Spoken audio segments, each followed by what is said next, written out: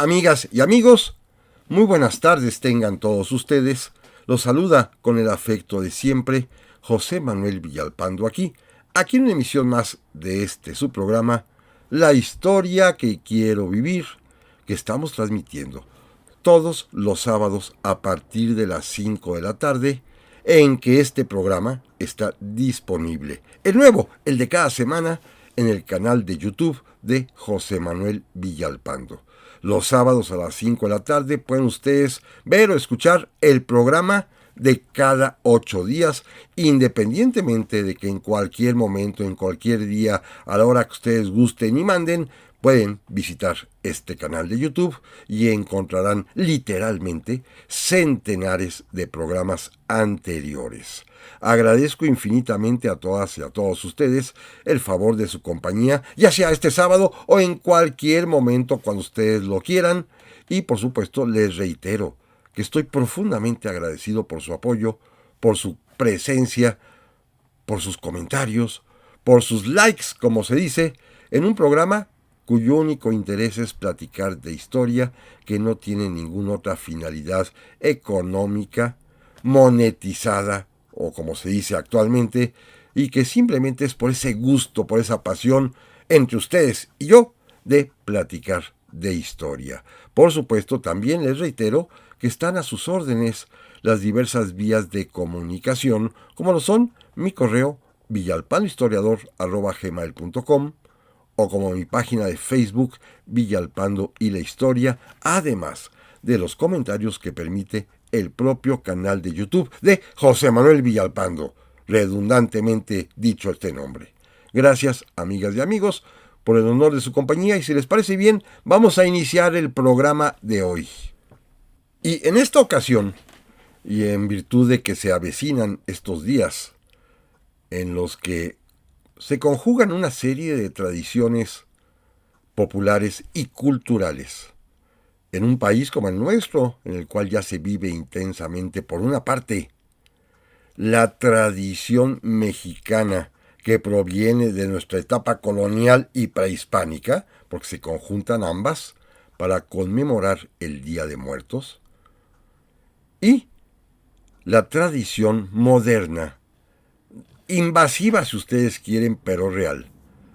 del Halloween, de la fiesta que al estilo de los países anglosajones se celebra también para recordar a los difuntos y además, de paso, las cuestiones de brujerías, quema de hechiceras, en fin, todas estas cosas que ustedes ya conocen y que se han conjugado en nuestra patria al menos en una simbiosis muy peculiar que combina elementos prehispánicos, elementos católico-coloniales, elementos norteamericanos, en fin. Y simplemente como en estos días pues se acostumbra, no pienso criticar estas tradiciones, recordar a los fieles difuntos y al mismo tiempo pues hacer una serie de alegorías que van desde los disfraces hasta los desfiles, hasta pues las calaveritas de dulce que todavía se venden, o de plástico que se utilizan para decorar casas y automóviles, los mantelitos, los recortes, además los versitos todavía alusivos a estos días llamados también calaveritas. Pues quise sumarme un poco, con un poco además pues de seriedad si ustedes quieren, en virtud de que algunas personas me lo han solicitado, platicar acerca de las pues diversas experiencias que a lo largo de mi vida he contado, he tenido, con las calaveritas de los héroes, como me han dicho. Es decir, los trabajos históricos científicos, eso sí, que me han permitido llegar finalmente a exhumar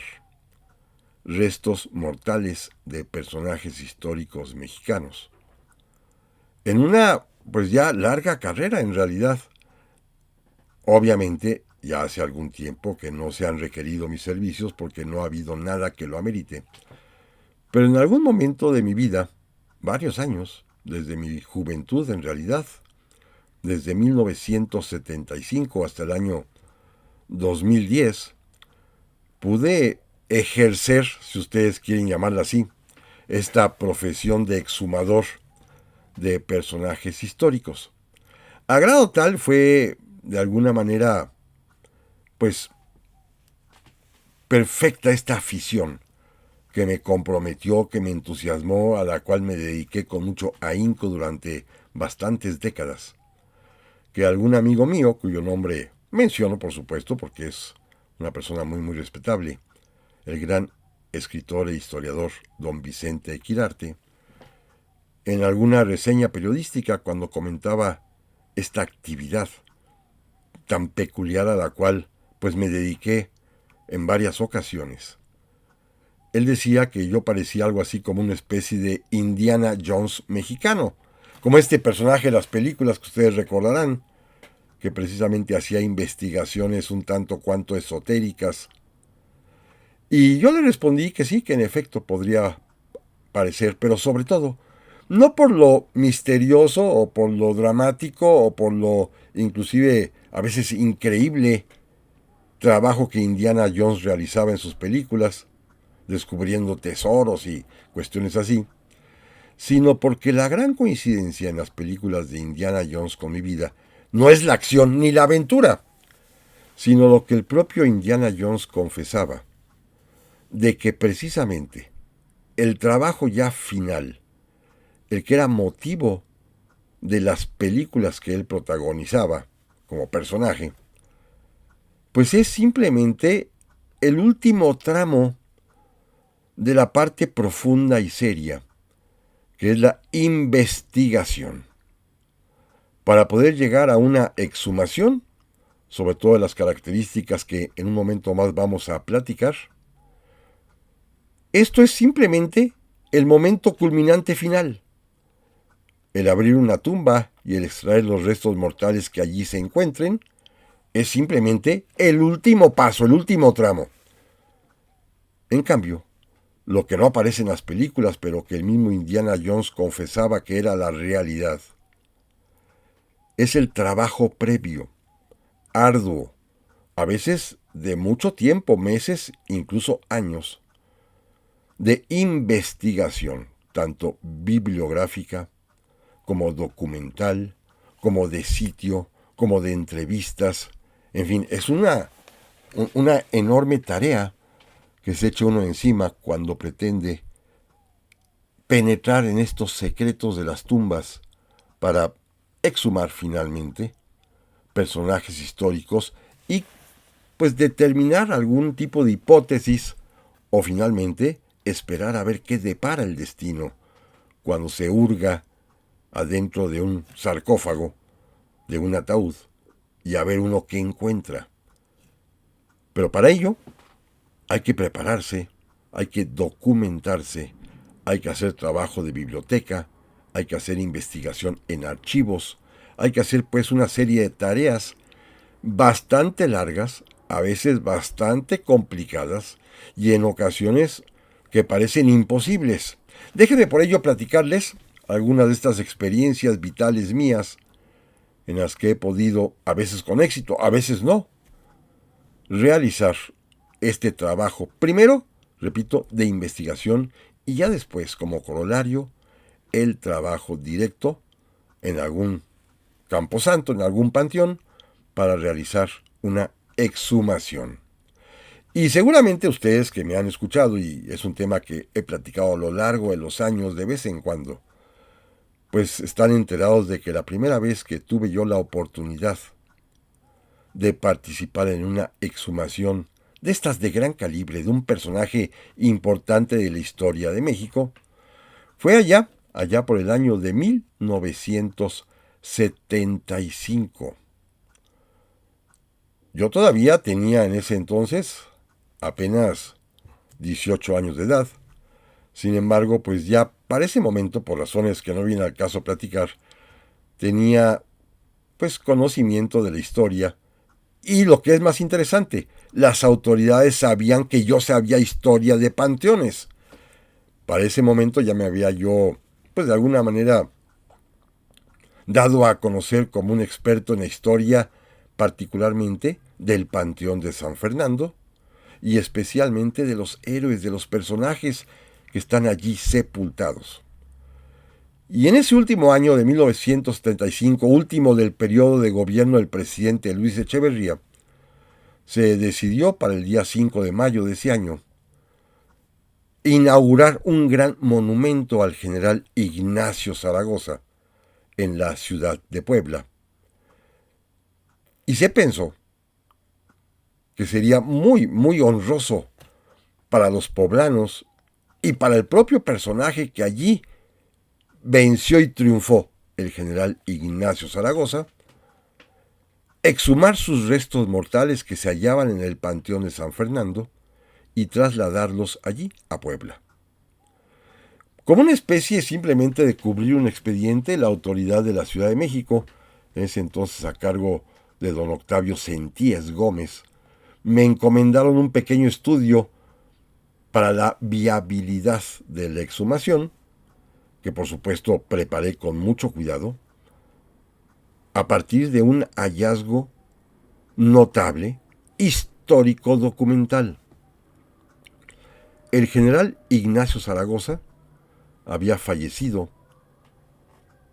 el día 8 de septiembre de 1862 en la sierra entre Puebla y Orizaba, y había sido trasladado su cadáver a la Ciudad de México, donde había sido sepultado casi 10 días después. Esta sencilla concatenación de fechas me hizo pensar que el general Zaragoza, su cuerpo,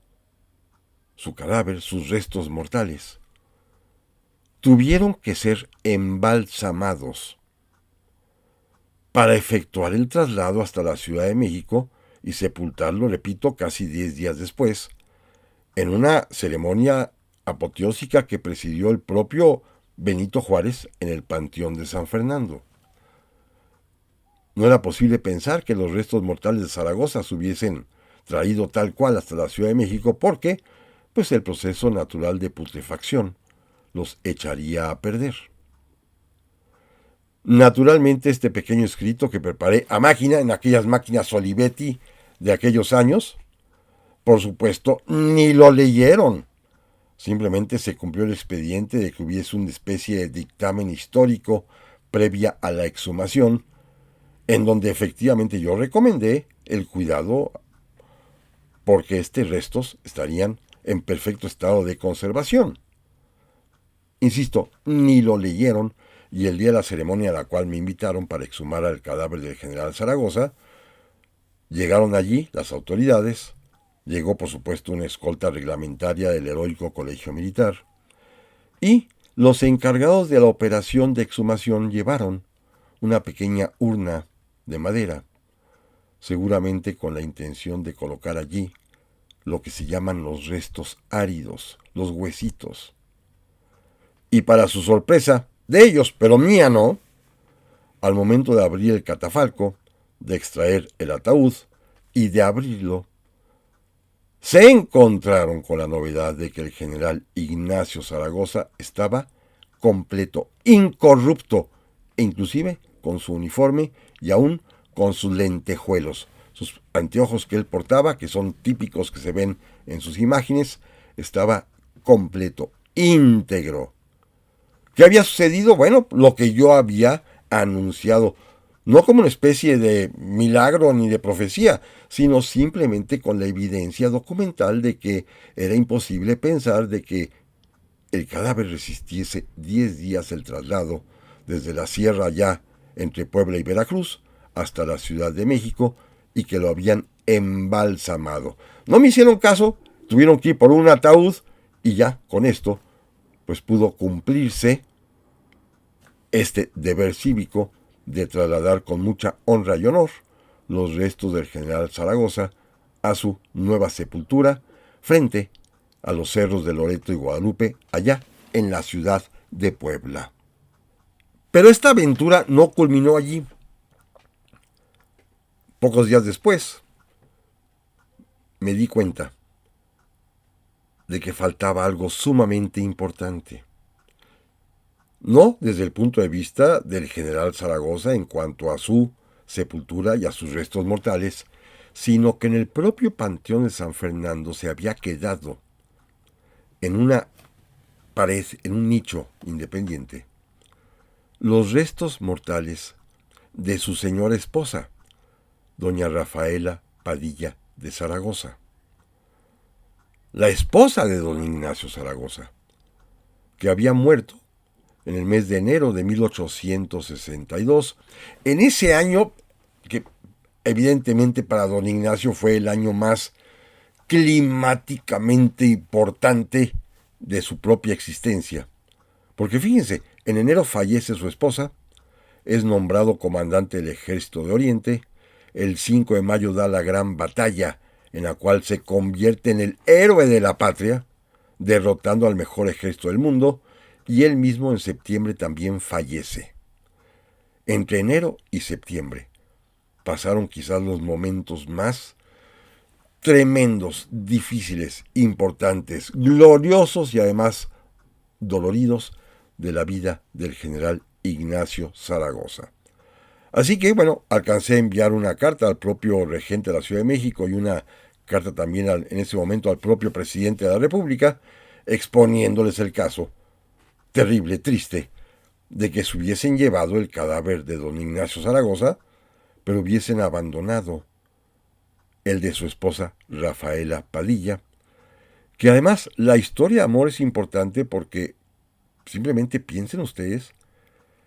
que Zaragoza acaba de enviudar, que tiene una hija que ha dejado huérfana la muerte de su esposa y que él tiene que ir a combatir a Puebla y no vuelve a ver tampoco a su hija. Esta historia, terrible, finalmente fue entendida por el gobierno mexicano y me permitieron exhumar los restos de la esposa de doña Rafaela Padilla de Zaragoza. Meses después, ellos sí estaban literalmente en huesitos, en restos áridos, y trasladarlos también a Puebla, al mismo monumento funerario en donde están los restos mortales de su esposo el general Zaragoza, y así pude por lo menos tener la tranquilidad de que nuevamente estaban juntos,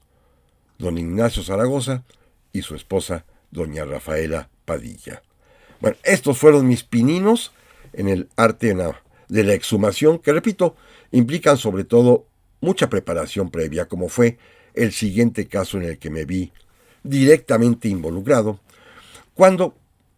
a partir de una serie de debates que hubo en la prensa nacional, y que simplemente continuaban lo que desde décadas atrás se estaba presentando, tuve la fortuna enorme de ser comisionado también por el gobierno de la República, pero ya en 1990-91, para buscar, más bien para confirmar o rechazar la hipótesis de que los restos mortales del siervo de la nación, de José María Morelos y Pavón, habían sido extraídos de México por su hijo, el general Juan Nepomuceno Almonte, y llevados con él a París, y que allá, cuando muere el propio Almonte, los restos de Morelos habían sido sepultados en la misma sepultura, misma tumba, que su hijo. No era un invento que surgiera de la nada, no. Tenía años de haberse hablado de este tema, desde mucho tiempo atrás, casi un siglo atrás. Porque se decía que Almonte tenía el poder y la posibilidad de haber extraído los restos mortales de su padre, quizá por esa relación peculiar de un padre que no puede reconocer a su hijo porque es sacerdote y de un hijo que quiere emular y sentirse el heredero de su padre y que aspira a grandes puestos pero fracasa. Vayan ustedes a saber si hay algún tipo de cuestión psicológica ahí, pero lo que es cierto es que desde entonces se habló de esta posibilidad, refrendada cuando en 1925 el presidente Plutarco Elías Calles ordenó que los restos mortales de los héroes de la independencia fuesen llevados de la cripta en Catedral Metropolitana donde se hallaban al monumento que conocemos todos como el Ángel de la Independencia. Se hizo este movimiento fundamentalmente porque no son los años de los problemas religiosos en México y el presidente Plutarco Elías Calles, que no era católico sino era espiritista, no quería que los restos de los seres estuviesen allí y no quería ir cada 16 de septiembre a rendir homenaje al padre Hidalgo y a todo mundo sepultado en catedral. Entonces se los llevaron a este monumento cívico que es el Ángel y ahí fueron depositados, pero llamó la atención que cuando se hace este traslado se hace una narración de todos los restos de Hidalgo, de Allende, de Jiménez, de Matamoros, de Moreno, de Rosales, de Mina, de Guadalupe Victoria, de todo el mundo, excepto de Morelos, y hay una pequeña nota periodística que dice que estos restos no se encontraron. Y entonces se armó desde entonces para acá un alboroto enorme. Inclusive grandes historiadores como William Timmons, un gran biógrafo de Morelos, como el doctor Ernesto Lemoine, también otro espléndido biógrafo de Morelos, todos aseguraban que los restos de Morelos no estaban porque su hijo, Juan Nepomuceno Almonte, se los había llevado a París y que estaban sepultados con él en la tumba en el panteón o cementerio del Père Lachaise. Bueno, poder documentar todo eso fue casi un año de trabajo en archivos y bibliotecas para finalmente llegar a la conclusión de que era, pues, imposible determinar si los restos mortales de Morelos estaban o no en el Ángel de la Independencia, con la agravante de que en la propia cripta del Ángel de la Independencia, al parecer lo único que había que estaba bajo el nombre de Morelos era un pequeño fragmento de hueso perteneciente al cráneo, según eso, de Morelos, y que nadie sabía si era cierto o no. Algunos decían que era de Moreno, otros que eran de Mina, porque todos empiezan con M. Estaba marcado con una M. Entonces, ante estas dudas,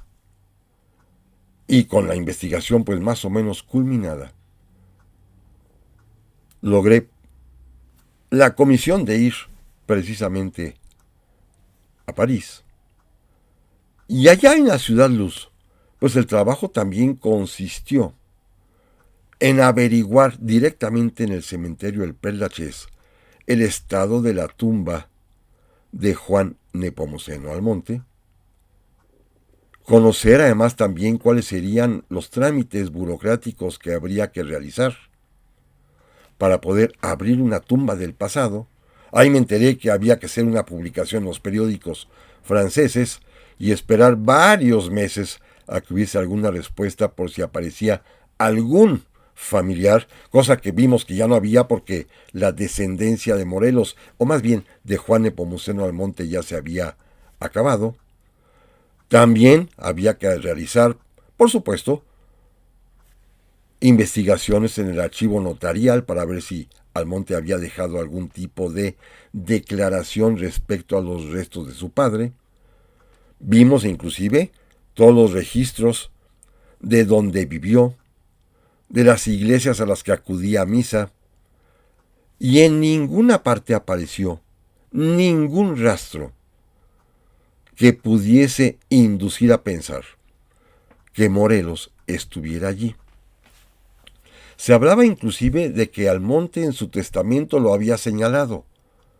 nada más que encontramos dos tipos de pruebas negativas. Primero, la ausencia de testamento de Almonte,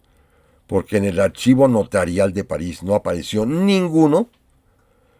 y al contrario, en México pudimos localizar el juicio que años después, el juicio de intestado, es decir, de quien no tiene testamento, promovido por la viuda de Almonte. Así que había una serie de mentiras que se habían ido propalando, inclusive algunas señalando al propio confesor quien atendió a Almonte en sus últimos momentos como que se hubiese dado un testimonio de que los restos de Morelos estaban allí y que a él le pidió al monte que los sepultaran junto con él. No encontramos tampoco ese testimonio. Esto implicó varios meses de trabajo allá en París, ¿eh? No es una cosa tan sencilla, combinada con otra investigación que enseguida les platicaré. Pero en este caso, finalmente, después de cumplidos todos los trámites legales y los términos que marca la ley francesa, pudimos proceder a exhumar el cadáver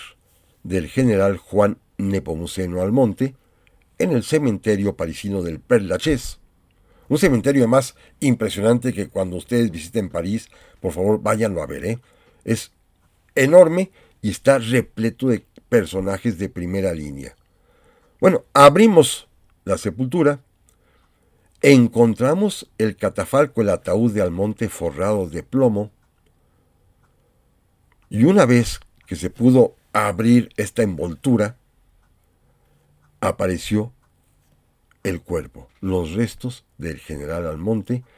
totalmente conservados, perfectamente bien conservados. Fíjense la técnica, lo habían sepultado al vacío, como si fuera una lata de conserva, y evidentemente al nosotros abrirlo, pues se iniciaría ya el proceso de descomposición. Pero encontramos el cadáver intacto, incorrupto, se le cambió a una caja nueva, a un ataúd nuevo, buscamos y rebuscamos entre él, en su cajón, en el fondo de la tumba, en los lugares adicionales cercanos, y no encontramos ni resto, ni indicio, ni nada que pudiera parecer a los restos mortales de José María Morelos y Pavón, que ya después, y fíjense, reconozco que faltó investigación, años después encontré un dato revelador que me demostró que en el año de 1895,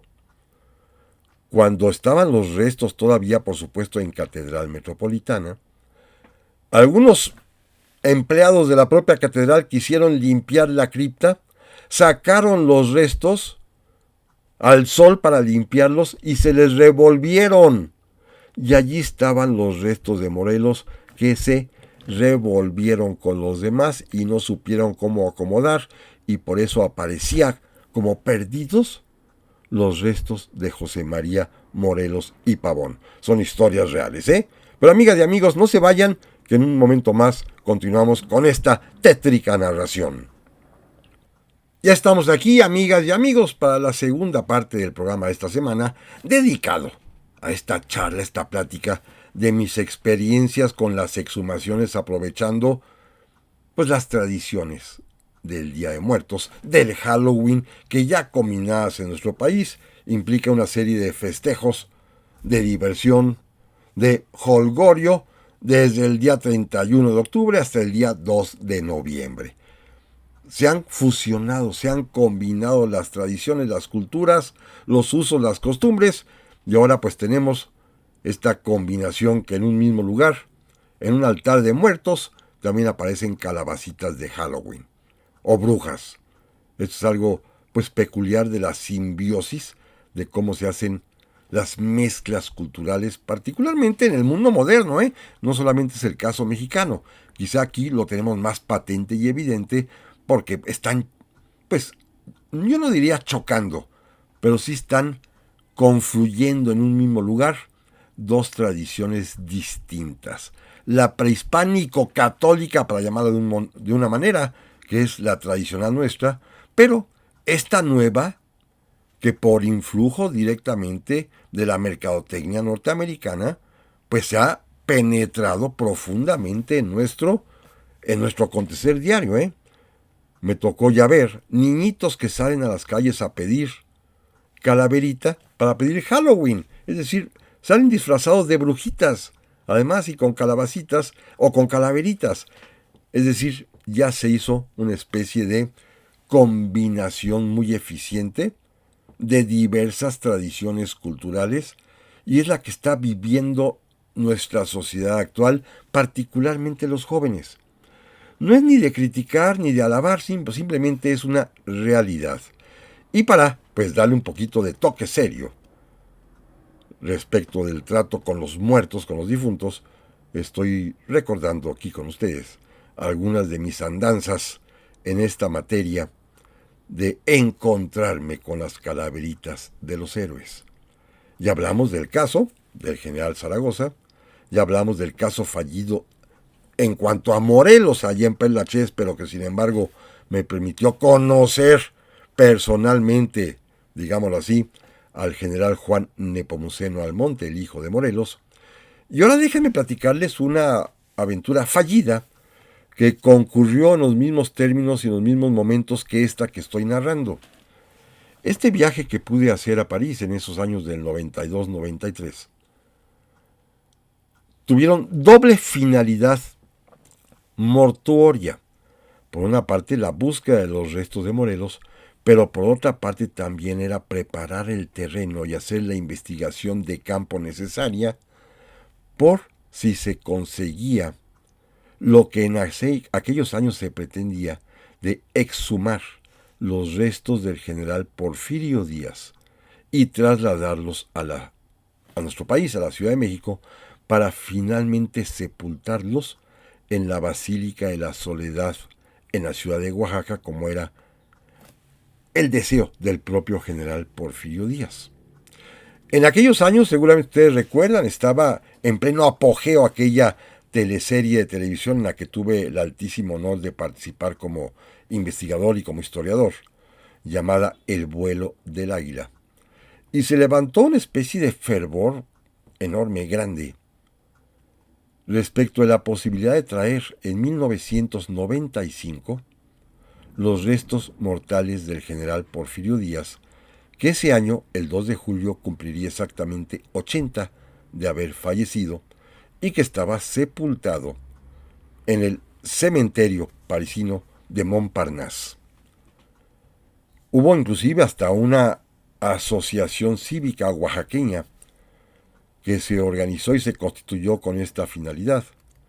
la cual requirió mis servicios, primero por estar involucrado en el proyecto de la telebiografía del general Porfirio Díaz llamada El vuelo del águila, y segundo por estas experiencias que había yo ya tenido en materia de exhumaciones de personajes célebres.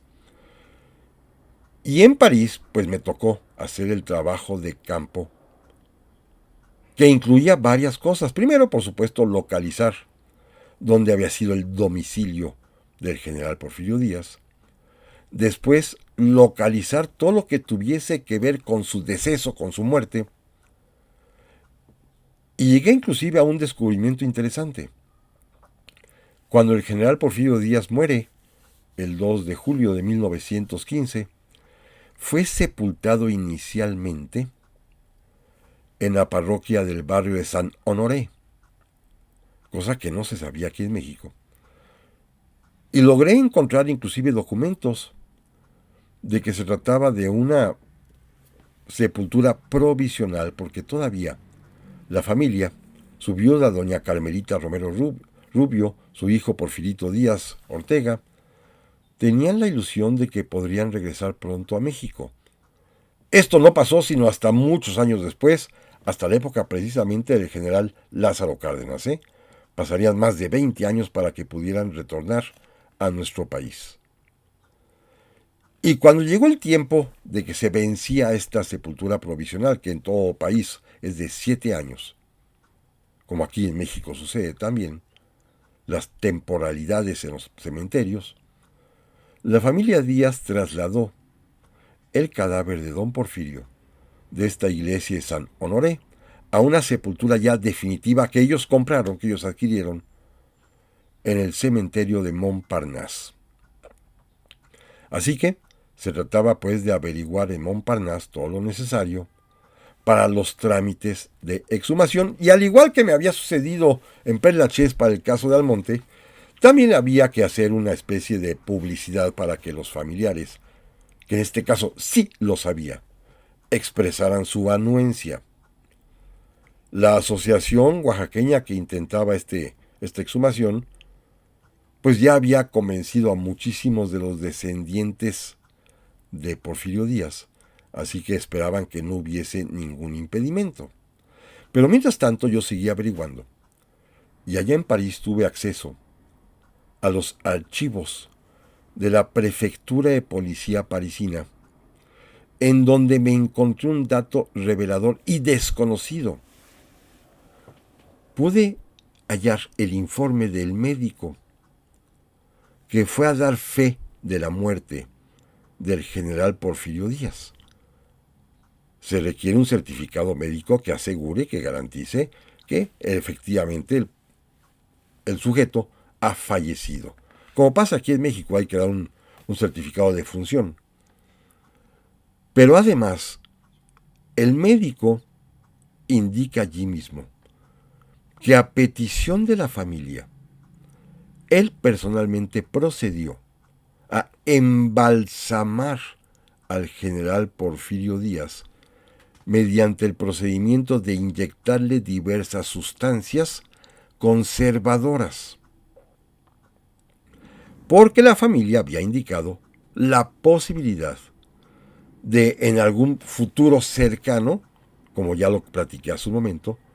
trasladar los restos mortales de Porfirio Díaz a la Ciudad de México.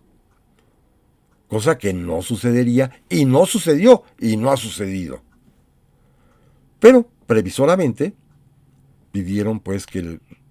los restos mortales de don Porfirio fueran embalsamados para garantizar su conservación. Esto no se sabía. Así que cuando llegó la hora de hacer los trámites, pues ya teníamos la certeza de que si se abría la sepultura allí en el cementerio de Montparnasse, encontraríamos los restos mortales de don Porfirio intactos, completitos, incorruptos. Pero esto, pues nunca se llevó a cabo. ¿Por qué? Por la sencilla razón de que entre la propia familia, los descendientes, los bisnietos de Porfirio Díaz, entre sí tuvieron divergencias, disputas, peleas, y alguno de ellos se opuso porque quería parte, según él, de las ganancias que producirían la fama y el prestigio de el general Porfirio Díaz. Debo decirle que se recurrió al juicio de amparo y en la Suprema Corte de Justicia de la Nación, ante esta petición del descendiente de Porfirio Díaz de utilizar la fama y el prestigio de su bisabuelo para obtener lucro, para obtener ganancias, dinero, la Suprema Corte de Justicia de la Nación resolvió que la vida pública de los personajes públicos es pública y pueden investigar sobre la vida pública de los personajes cualquier persona, y esto no amerita que se le pague regalías a los herederos de ese personaje. Esto sí no. La familia puede pactar con algún historiador y les puede proporcionar sus archivos, pero si alguien investiga por otras vías y lo que encuentre lo publica, la familia no tiene ningún derecho a cobrar regalías como pretendía este hombre, un bisnieto de Porfirio Díaz. Claro, con esto pues se detuvo porque la ley francesa pedía la unanimidad de todos, y como este hombre se mostró reacio y es un asunto de vida privada, pues nunca se pudo exhumar. En aquel tiempo, 1995, los restos mortales del general Porfirio Díaz. Lo han vuelto a intentar varias veces, inclusive hace algunos pocos años, en el año 2015, cuando se conmemoró el centenario de la muerte de Porfirio Díaz, hubo otro intento tratando de buscar a los familiares, pero creo que no los encontraron. Pero un intento bastante elemental, muy infantil, digámoslo así, porque pensaban que basta con obtener la anuencia, traerlos y celebrar las honras fúnebres en la Basílica de la Soledad. Yo tuve que intervenir ahí exponiéndoles varios argumentos. Primero, acerca de lo que cuesta en dinero una exhumación. Segundo, acerca de los procedimientos administrativos y logísticos que hay que hacer para poder completar una exhumación atinadamente. Y tercero, preguntándome, bueno, en México, ¿dónde sepultarían los restos de Porfirio Díaz? Porque si él quería ser inhumado en definitiva en la Basílica de la Soledad en Oaxaca, pues quién va a cuidar y quién va a costear el monumento y quién va además a preservarlo para evitar que, como somos en México, pues sea saqueado, sea rayoneado, sea destrozado. Porque esto pasa en nuestro país, es parte de nuestra costumbre. Y finalmente, pues para mí, don Porfirio ya se acostumbró a estar en París. Su tumba la visitan todos los mexicanos que andan por allá, pasan a verlo. Algunos dejan estampitas, algunos dejan tarjetitas, algunos dejan monedas, otros les dejan cartas, otros les dejan bandera nacional. Pero el caso está que don Porfirio, pues ya tiene más de un siglo sepultado allá en París, más de un siglo además también sepultado ya en el cementerio de Montparnasse, y yo creo que ya se acostumbró, no necesita venir a México, allá está perfectamente bien. Y bueno, don Porfirio se quedó allá para la historia, y ahora para cerrar, en este último pequeño tramo del programa, déjenme, eso sí, recordar con ustedes la más exitosa de las exhumaciones que he tenido la oportunidad, la fortuna, el honor de realizar, y que se refiere, como todos saben, a los restos mortales de los héroes de la independencia,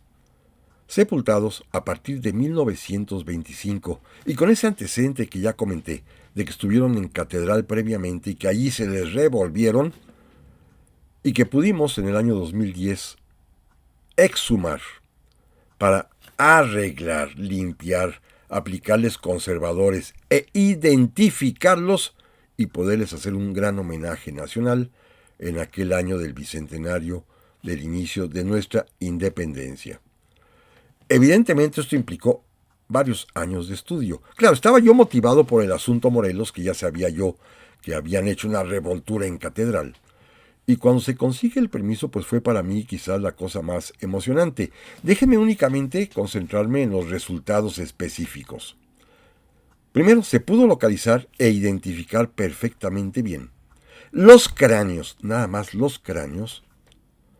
de los 4 iniciadores del movimiento de independencia: Miguel Hidalgo y Costilla, Ignacio Allende, Juan Aldama y Mariano Jiménez. ¿Por qué los cráneos? Bueno, porque son los que se conservaban, que ustedes recordarán, que fueron extraídos de sus cuerpos al momento de ser fusilados y fueron llevados a Guanajuato, donde fueron colgados en las 4 esquinas de la Alhóndiga de Granaditas, y ahí se quedaron una década, hasta que el gobierno ya del México independiente los descolgó y los trajo hacia la Ciudad de México. Los restos mortales, es decir, del cuello para abajo de los 4, se sepultaron en un panteón en la ciudad de Chihuahua, donde fueron fusilados. No se guardó memoria del sitio y se perdieron para siempre. Así que de los 4 iniciadores únicamente conservamos los 4 cráneos, que están perfectamente bien identificados. Luego viene un grupo de personajes que murieron durante la Guerra de Independencia, todos ellos fusilados por los realistas. Por supuesto, el primero de todos ellos es José María Morelos y Pavón, a quien yo ya había buscado, lo comenté hace un rato, infructuosamente en París por tratar de comprobar si eran ciertas o falsas aquellas historias que decían que su hijo Juan Nepomuceno Almonte se lo había llevado a la Ciudad Luz. Resultó falso, ya lo sabemos. Pero como tenía yo ya el dato de aquella revoltura que se hizo en 1895, y como efectivamente en el Ángel de la Independencia encontramos una caja llena de huesos diversos, allí logró determinarse los que pertenecen a José María Morelos y Pavón, gracias a que la ciencia de la antropometría, la antropología convertida ya en números,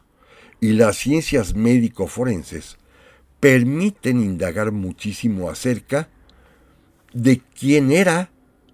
la persona de los restos óseos mortales, de los huesos.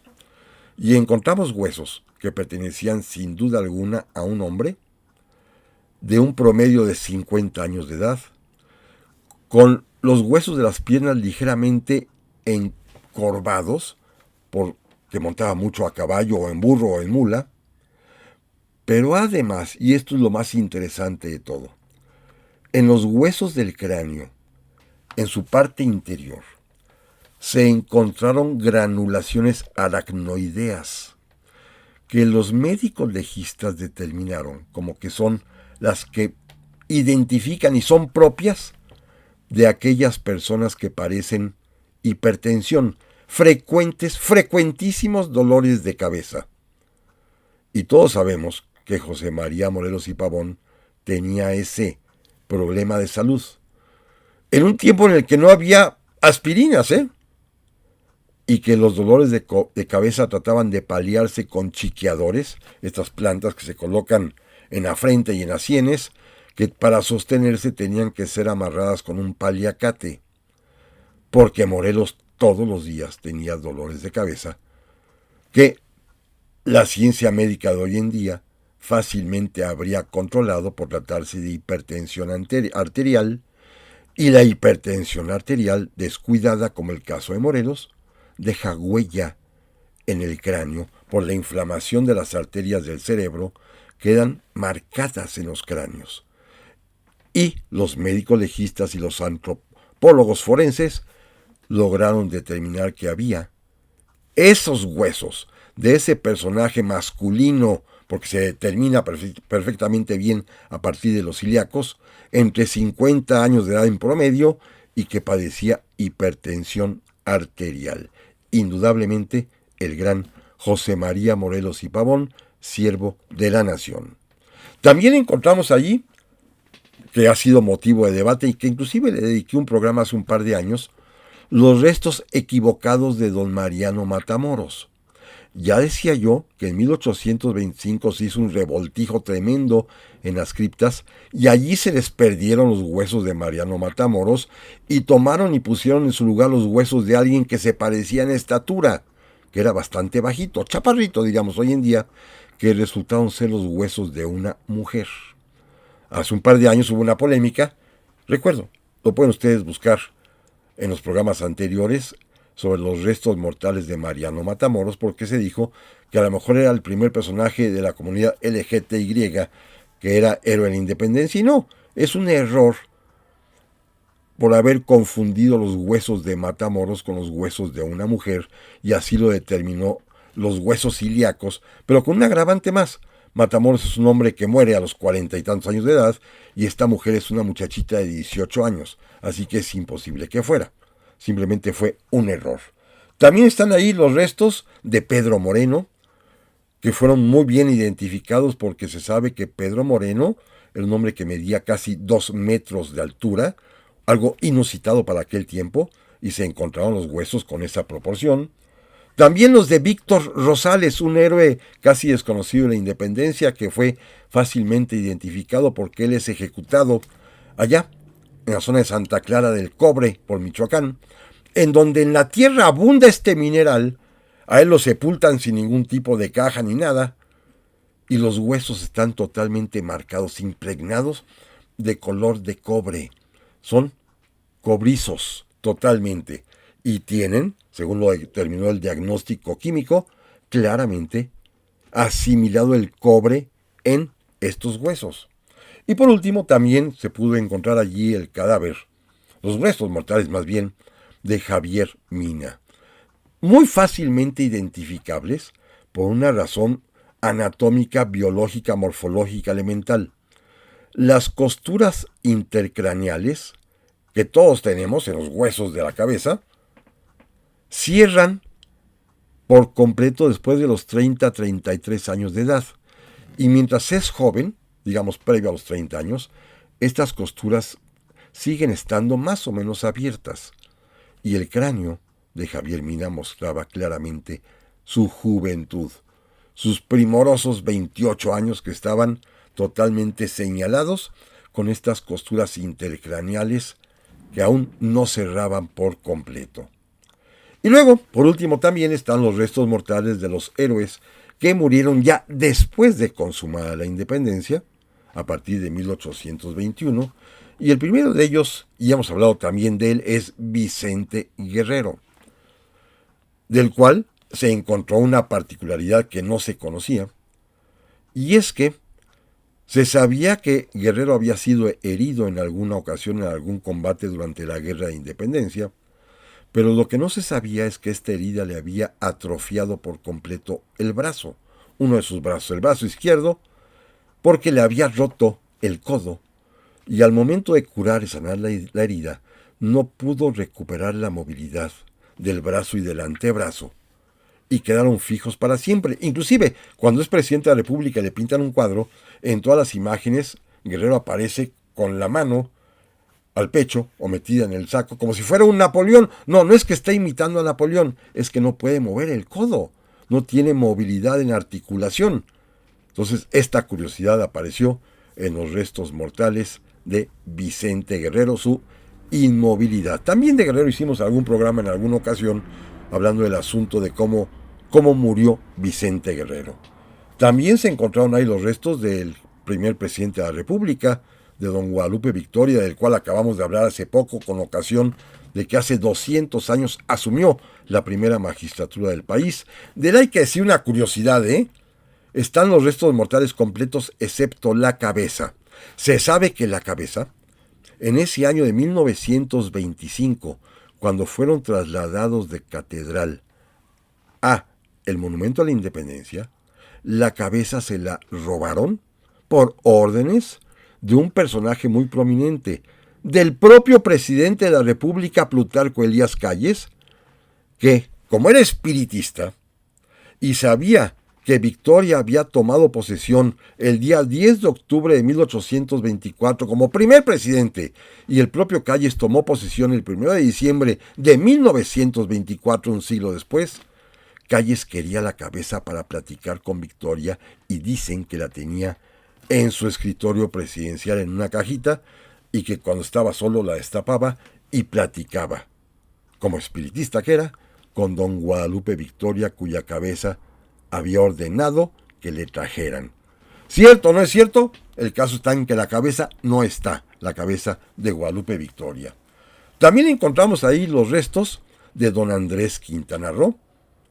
y junto con ellos los de su esposa doña Leona Vicario. Esta pareja que se enamora, que tiene sus momentos más, digamos así, románticos en plena guerra de independencia, que fueron inclusive casados por el propio Morelos, quien ordenó que trajeran, que raptaran a Leona Vicario porque pues estaba casi presa en la Ciudad de México y su novio Andrés estaba con él en Chilpancingo. En fin, una historia muy romántica, que permanecieron siempre juntos, y aquí están sepultados los dos, que fueron héroes, y ella heroína de nuestra independencia. Y también están naturalmente los restos mortales del general Nicolás Bravo. De él ya hemos platicado también en varias ocasiones, y simplemente pues recordar que a su muerte ocurrida en Chilpancingo, los restos mortales se traen a la catedral, después se llevan al Ángel de la Independencia, y los estudios antropológicos y de medicina legal, resolvió algo terrible. ¿Saben de qué murió Nicolás Bravo? De sífilis. Era un hombre muy dado a los placeres carnales, estaba súper contagiado de esta enfermedad que en aquel tiempo era incurable, salvo que tomaran mercurio, lo cual era dañino. Y pues don Nicolás Bravo murió de sífilis, y las huellas claras de esta terrible enfermedad se notan en sus restos mortales, y fue pues muy penoso tener que determinar que este hombre, que era muy dado a los placeres, pues murió víctima de este terrible mal de la sífilis. Claro, él tenía una ventaja seguramente. Muy joven fue héroe de la independencia, muy joven fue declarado benemérito de la patria. Desde 1822 ya era un joven benemérito, así que pues le dio seguramente vuelo a la hilacha, se contagió de sífilis y de eso va a morir. Gracias, amigas y amigos. Disfruten ustedes este fin de semana de Halloween y Día de Muertos en esta forma cultural novedosa de nuestra patria. Pásenla muy bien y primero Dios, aquí nos vemos la próxima semana.